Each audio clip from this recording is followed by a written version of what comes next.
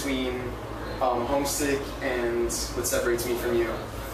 Well, I think it was just kind of like us, you know, I don't know. That's a hard question, I feel like. I mean, we just kind of do what we do naturally, and whatever comes out, and that's what we did with that record. You know, we wrote it like constantly. It was like one of the first records where I really feel like we were prepared. So it was cool. Like, we wrote it slowly over the course of, you know, the time between Homesick and the record coming out, and you know, it's something we're really proud of now because of it, because there was a lot of time and thought put into it, so it's cool. Were you happy with the production as opposed to For Those Who Have the Heart? I mean, yeah, I mean, stuff like that, I mean, it sucks, because we love those songs and everything, but to be honest with you, like, I'm really picky when it comes to recordings and stuff, and it has to be perfect. I can't even listen to that record anymore, because there's so many little things here and there that are like mistakes. Like, it sucks, because, like, you know, we were a younger band, we didn't have time really to do what we wanted to do in the studio. We're kind of learning still, so I mean, it is what it is. Right. And what's it like being in the studio with Chad Gilbert and Tom Denny? I know Tom's still like pretty hands-on after he left the band. Right, right. It's cool. I mean, Chad really kind of gets what we're trying to do, because, you know, a lot of people wouldn't when it comes to working with our band, and that's important. Like, having somebody you trust that you can like bounce ideas off of that really gets where you're trying to head, and he does.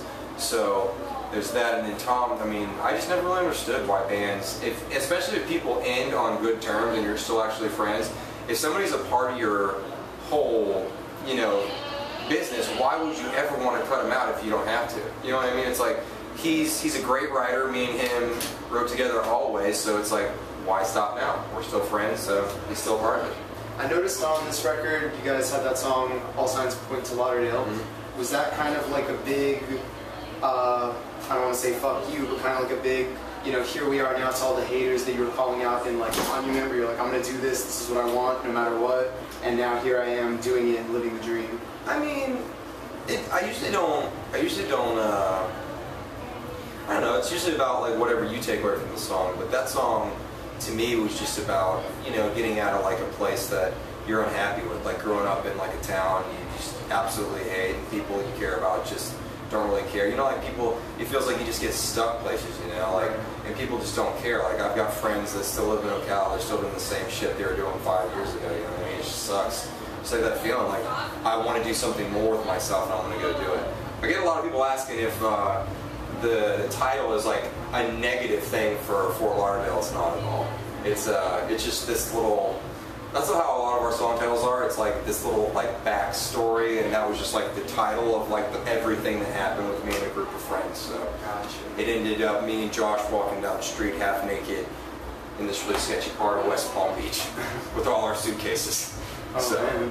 So what advice would you give to other younger bands that are trying to do what you're doing, and just, you know, do it themselves and earn like every bit of what they're doing and get out from where they are and try to become more? I would say play shows. You know, I mean, now that MySpace has kind of gone away, I think that's a big change in everything, because when that was really popular, people were just getting, you know, like huge draws just from, you know, MySpace, and then you go to see them and they don't even know how to play their instruments. You know what I mean? So I would say you play your music, go out, play shows, you learn how to be a band that way. You know, we've been a band for 8 years and we're still learning. So I mean, and on top of that, do it for the right reasons. Like, A Day to Remember was never a band that was supposed to be what we are now. Like, we were just 5 normal dudes that just wanted to play music that absolutely didn't make sense together, and people just accepted us. So, you know, if you're doing it for the right reasons and you care about what you're doing.